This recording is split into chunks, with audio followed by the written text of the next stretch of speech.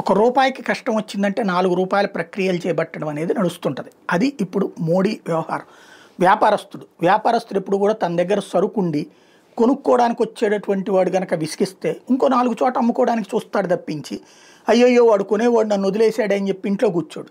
పక్కా వ్యాపార సామ్రాజ్యమైనటువంటి గుజరాత్ నుంచి వచ్చినోడు కాబట్టి శరవేగంగా ఏదైతే అమెరికా ఆంక్షల కారణంగా ఎదురవుతున్నటువంటి లేదా అమెరికా టారిఫ్ల కారణంగా ఎదురవుతున్నటువంటి ఒత్తిళ్లను అధిగమించడానికి యూరోపియన్ యూనియన్తో ఆల్రెడీ నిన్న కూడా ఉర్సుల్లా వండర్లైన్ యూరోపియన్ హెడ్ ఆల్రెడీ అనౌన్స్ చేసింది, ఈ ఏడాది ఇంకో వచ్చే నెల కల్లా ప్లాన్ చేస్తున్నాం భారత్తో ఒప్పందాలకు సంబంధించి అన్నటువంటి. అట్లాగే సౌదీ అరేబియాతో, ఇజ్రాయెల్తో ఇట్లాగా అనేక ఎంఓయూలు చిన్న చిన్న దేశాలతో కూడా శరవేగంగా ఇప్పటిదాకా జరగనటువంటి, అంటే ఎంఓయూలు కూడా కాదు, ఇది ట్రేడ్ డీల్స్ అనమాట, ఫారెన్ ట్రేడ్ అగ్రిమెంట్స్ అనమాట, ఎఫ్టీఏలు. ఇందులో భాగంగా తాజాగా చిన్న దేశాలైనటువంటి పెరు, చిలే, మెక్సికోలతో కూడా ఒప్పందాలు కుదుర్చుకున్నారు. వేగంగా జరిగిపోతున్నది ఈ ప్రక్రియ అంతా కూడా.